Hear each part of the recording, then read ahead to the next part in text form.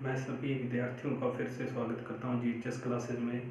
आज हम कंप्यूटर के जो टाइप्स हैं उस सेकंड टाइप्स को आज हम पढ़ रहे हैं। देखिए, सेकंड टाइप का चार्ट मैंने पहले से बना रखा है, यानी कि कार्य के आधार पर कंप्यूटर। देखिए, ये 3 प्रकार का होता है कार्य के आधार पर कंप्यूटर, यानी कि इनकी कार्य करने की क्षमता के अकॉर्डिंग इनको मापा जाता है, यानी कि इनकी कार्य करने की क्षमता या तीव्रता किस तरीके से है उनके बारे में यहाँ जानकारी देंगे। देखिए, 3 प्रकार कौन से, एक तो एनालॉग, डिजिटल और हाइब्रिड, मतलब इनका कार्य करना किस प्रकार से ये कार्य करते हैं। डिजिट में करते हैं या ये आंकड़ों में करते हैं या यांत्रिक इलेक्ट्रॉनिक डिवाइस की तरीके से काम करते हैं, इसके बारे में इसमें बताया गया है। अब देखिए, इसमें एनालॉग में क्या क्या होता है। एनालॉग कौन से कंप्यूटर को हम एनालॉग कहते हैं, जिनमें भौतिक मात्राओं यानी कि जिनमें फिजिकल भौतिक मात्राओं यानी कि फिजिकल, जैसे भूगर्भिक दाब, ताप, लंबाई, पारा, इन सभी क्रियाओं को इसके द्वारा मापा जाता है। यानी कि ये कंप्यूटर कौन सी क्रियाएं करता है, जैसे भूगर्भिक यानी कि जो पृथ्वी के अंदर या जमीन के अंदर किसी भी तरह की हलचल हो रही है उनको एनालाइज करने के लिए इसका प्रयोग किया जाता है। दाब के आंकड़े, जैसे दबाव कितना है हवा, उन सब की जरूरतों के अनुसार इस कंप्यूटर में इसको प्रयोग किया जाता है। अब होता क्या है इसमें, जैसे दाब, ताप, दाब, ताप और इसमें लंबाई, पारा, लंबाई, पारा, इनकी गणना यानी कि जो इनकी गणना है मापक, यानी कि मापक, इनका जो मापक है परिणाम, मापक परिणाम किस में देता है, अंकों में, को अंकों में व्यक्त करना। यानी कि इस कंप्यूटर का काम है, एनालॉग में उसको रखते हैं जो भौतिक मात्राओं को प्रक्रिया में लेता है, जैसे दाब, ताप, लंबाई, पारा, मापक परिणाम को अंकों में व्यक्त करने के लिए इसका प्रयोग किया जाता है। अब ये प्रयोग कहाँ कहाँ पर होता है ये देखना में, जैसे विज्ञान में इसका प्रयोग किया जाता है, और इंजीनियरिंग,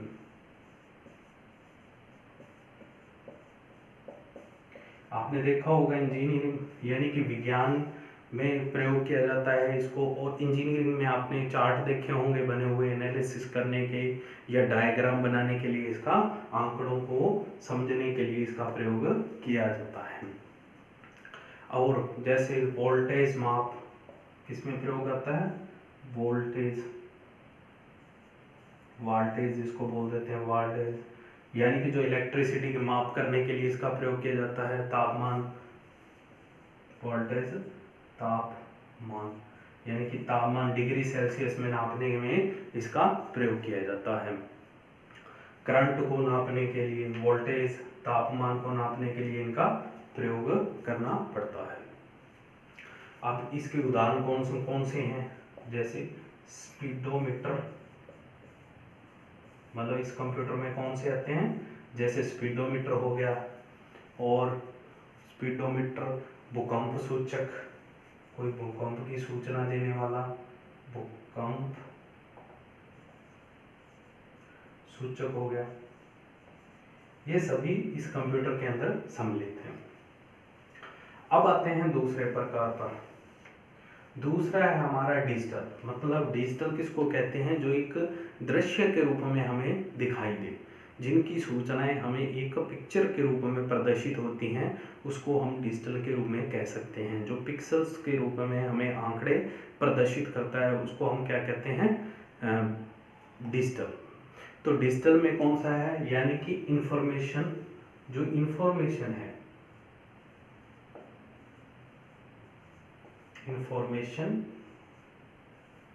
को, अब देखिए क्या होता है कि इंफॉर्मेशन मतलब जो हम सूचना कंप्यूटर को दे रहे हैं या कंप्यूटर हमें जो आंकड़े दे रहा है उनको डिजिटल में बदल दें। क्या करें, इंफॉर्मेशन को किसमें बदले, डिजिटल, यानी कि चित्रित भी आप इसको कह सकते हैं, चित्रित करें, यानी कि उन आंकड़ों को हमें एक पिक्चर के रूप में दिखाएं, उसको हम डिजिटल के रूप में रख सकते हैं। जैसे आप डेस्कटॉप कंप्यूटर की बात करें या मिनी कंप्यूटर, लैपटॉप, इन सभी को हम डिजिटल रूप में देखते हैं, ये हमें आंकड़े डिजिटल रूप में दिखाते हैं, अंकों में नहीं, ये हमें शब्दों में या आंकड़ों में हमें कंप्यूटर के आंकड़े दिखाते हैं। और इनमें क्या होता है, इनमें ज़्यादा शुद्धता, क्या होता है, इनमें ज़्यादा शुद्धता होती है, मतलब इनके जो आंकड़े होते हैं वो बिल्कुल शुद्धता अधिक, मतलब इनके जो आंकड़े बिल्कुल सही होते हैं, इनकी शुद्धता अधिक होती है, और इसमें गति भी तेज होती है, गति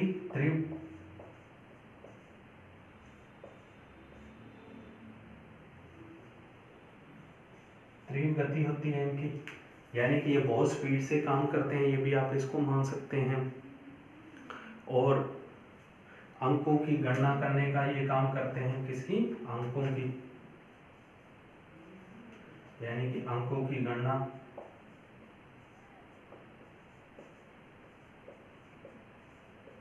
अंकों की गणना करने का काम करते हैं ये। और अंकों की जो गणना की जाती है वो किसके माध्यम से की जाती है, 0 1 के, और इसको कहते हैं 9, इसको यस, यानी कि 0 1 के रूप, 0 9 के रूप में और 1 यस के रूप में इसका प्रयोग किया जाता है, और इनको हम बाइनरी नंबर कहते हैं, यानी कि बाइनरी नंबर के रूप में काम में लेते हैं अंकों को। और प्रोग्राम को भी इसी तरीके से इनमें लिखा जाता है। और इसके उदाहरण कौन कौन से हैं, देखिए इसके उदाहरण हैं, एग्जाम्पल, डेस्कटॉप, इसे डेस्कटॉप भी बोल देते हैं हम, डेस्कटॉप और लैपटॉप,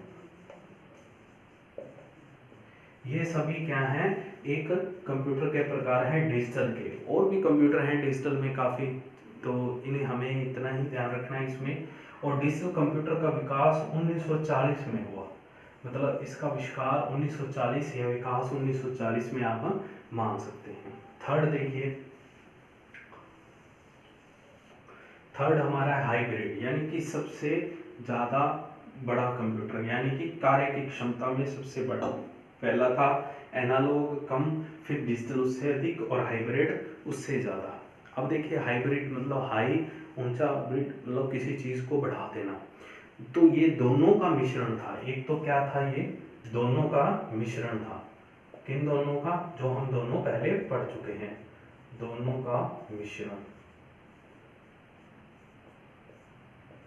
कौन कौन से, एनालॉग और डिजिटल का ये मिश्रण था। और इसमें भौतिक मात्राओं को अंकों में, यानी कि जो भौतिक क्रियाएं हो रही थी उनको किसमें, भौतिक मात्राओं को अंकों में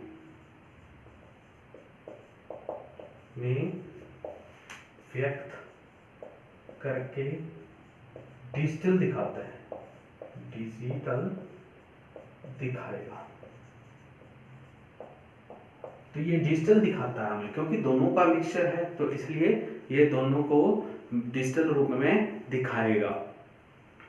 अब ये कैसे काम लिया जाता है, देखिए आपने इसके एग्जांपल देखिए, आप पहले एग्जांपल कौन से हैं, जैसे ईसी मशीन, ईसीजी मशीन, आपने डॉक्टर के पास कभी मशीन देखी होगी, ईसीजी, वो लाइनिंग आती है, तो उसमें डिजिटल रूप भी दिखाता है हार्ट बीट का, और अंकों में भी कुछ शब्द अंक लिखे होते हैं उसमें।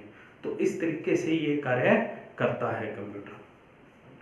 तो ये समझ गए होंगे आप कौन से 3 प्रकार थे, एनालॉग और डिजिटल और हाइब्रिड। मैं आशा करता हूँ कि यहाँ तक आपको समझ में आ गया होगा। नेक्स्ट हम चलते हैं, थर्ड हमारा प्रकार था इसमें, वो था हमारा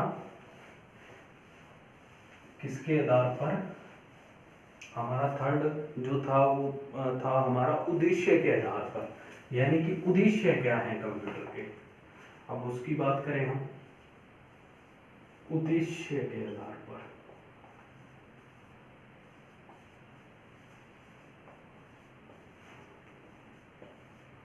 यानी कि कंप्यूटर के उद्देश्य दो प्रकार के होते हैं, यानी कि जो कंप्यूटर बनाया जाता है उसको दो प्रकार के उद्देश्यों के लिए बनाया जाता है। एक तो है सामान्य, यानी कि जिसको कोई भी यूज कर सके, और एक होता है विशिष्ट, यानी कि बहुत पर्पस के लिए, अपने पर्पस के लिए या मुख्य पर्पस के लिए भी इसको बोल सकते हैं। अब सामान्य में देखिए, सामान्य में होता है दस्तावेज तैयार करना, दस्तावेज तैयार करने के लिए,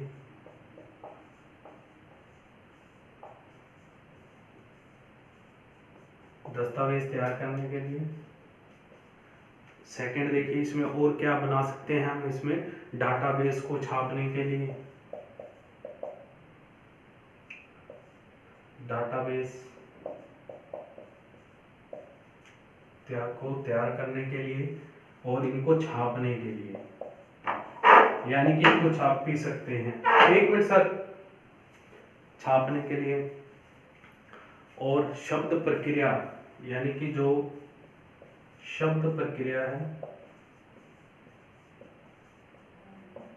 को, यानी कि जो शब्द लिखे जा रहे हैं उनको पत्र द्वारा, यानी कि जो शब्दों की प्रक्रिया है वो पत्र, शब्द प्रक्रिया से पत्र लिखना। यानी कि इसमें सामान्य प्रक्रिया हो सकती है, इनमें विशिष्ट कार्य नहीं हो सकता, ये इसके लिए तैयार किए जाते हैं। अब आते हैं विशिष्ट, इन पे आते हैं। विशिष्ट मतलब जो विशेष कार्य के लिए बनाए जाते हैं। अब इसमें क्या होता है देखिए, वैज्ञानिक, यानी कि जो विज्ञान से संबंधित है, वैज्ञानिक कार्य के लिए, यानी कि जो विज्ञान से संबंधित है। अभी बताया मैंने डिजिटल और हाइब्रिड कंप्यूटर में बताया कि वो भूगर्भिक या जो कार्य करते हैं उनको डिजिटल रूप में दिखाते हैं। तो ये विज्ञान के लिए जो भी कंप्यूटर बनाए जाते हैं वो एक विशिष्ट प्रकार के कंप्यूटर होते हैं। या मान लीजिए कृषि के लिए, कृषि यंत्र बनाते हैं, उसके लिए भी ये प्रयोग किए जाते हैं। कृषि में हो गया, इंजीनियरिंग में हो गए, ये सभी कंप्यूटर क्या हैं, इसी श्रेणी में आते हैं। इंजीनियरिंग हो गया, और भी विशेष कंप्यूटर तैयार किए जाते हैं किसी विशेष पर्पस के लिए। तो ये थे, और जैसे उपग्रह में हो गए, भौतिक में हो गए, इनमें क्या होता है देखिए, इसमें इम्पोर्टेंट नोट सिर्फ एक ही है, वो ये है कि इनमें सीपीयू की क्षमता व तीव्रता अधिक होती है, और इनमें भंडारण क्षमता भी अधिक होती है।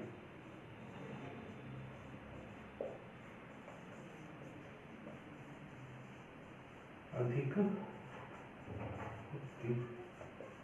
तो यहाँ तक आप समझे होंगे इन सभी का ये प्रकार थे हमारे कंप्यूटर।